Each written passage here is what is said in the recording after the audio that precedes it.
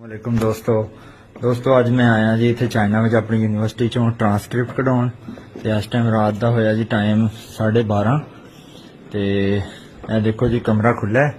Transcript ਕੱਢੋ, hop certificate ਕੱਢੋ, character certificate ਕੱਢੋ, ਜੋ ਮਰਜ਼ੀ ਹੈ, ਮਸ਼ੀਨਾਂ ਪਈਆਂ ਹੈ ਤੇ ਇੱਥੇ ਤੁਸੀਂ ਆਓ ਆਰਾਮ ਸਕੂਨ ਦੇ ਨਾਲ। ਆਪਣਾ ਇਹ ਯੂਨੀਵਰਸਿਟੀ ਕਾਰਡ ਹੈ ਮੇਰਾ, ਇਹ ਤੁਸੀਂ ਇੱਥੇ ਰੱਖੋ ਮਸ਼ੀਨ ਦੇ ਉੱਤੇ ਤੇ ਤੁਸੀਂ ਇੱਥੇ ਸਾਹਮਣੇ ਹੋ ਕੋਈ ਵੀ ਚੀਜ਼ ਜਿਹੜਾ ਨਾ अपना कैंपस कार्ड लॉगिन ते जाओ ते इत्थे तुसीं अपना कैंपस कार्ड रखो इस तरह मशीन दे उपर। तुहाडा कार्ड रीड होया, ए सामने मेरी जिहड़ियां ना डिटेल्स आ गईयां। उस तो बाद इत्थों मैं हुण तुहानूं डिटेल्स दिखा नहीं सकदा, मैं इत्थों तुहानूं सिर्फ इन्ना दिखाउणा कि इंग्लिश ट्रांसक्रिप्ट लिखिआ है, चाइनीज़ ट्रांसक्रिप्ट लिखिआ है, A certificate of student status लिखा है। इन्हां तिन्नां दे विचों मैं कोई भी चीज़ कढ सकदा अपनी इहदे चों अंदरों। एंड फॉर एग्जांपल मैं इंग्लिश ट्रांसक्रिप्ट दे उत्ते क्लिक कीता तो सामने मेरा ट्रांसक्रिप्ट शो होण लग पिया। मैं इत्थों प्रिंट ते जाऊँ तो यह मशीन के अंदरों मेरा ट्रांसक्रिप्ट प्रिंट हो जाएगा। किसी 65 साला या 50 साला 55 साला बाबे की जरूरत नहीं है जो एडमिन ब्लॉक के पहले फ्लोर के उत्ते बैठा हो तो तुहानूं जलील करे कि कल आई परसों आई 15 दिन बाद आई ट्रांसक्रिप्ट लैण वास्ते। तो जे ट्रांसक्रिप्टर के सामने पिया होंदा तो पहली गल तुहानूं मोहर ही नहीं ला के दिंदा। है देखो तुहाडे भरा दा मोहर लगा होया ट्रांसक्रिप्ट जिहड़ा ना अज की तारीख का मेरा प्रिंट हो गया।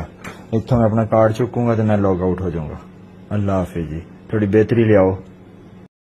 वालेकुम दोस्तों आज मैं आया जी इत्थे चाइना में अपनी यूनीवर्सिटी चों ट्रांसक्रिप्ट कढाउण ते इस टाइम रात का होया जी टाइम 12:30 ते ए देखो जी कमरा खुला है।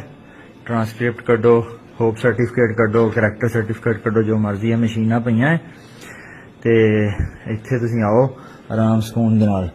अपना यह यूनीवर्सिटी कार्ड है मेरा, ये तुसीं इत्थे रखो मशीन दे उत्ते ते तुसीं इत्थे सामने हो कोई भी चीज़ जिहड़ा ना अपना कैंपस कार्ड लॉगिन ते जाओ ते इत्थे तुसीं अपना कैंपस कार्ड रखो इस तरह मशीन दे उपर।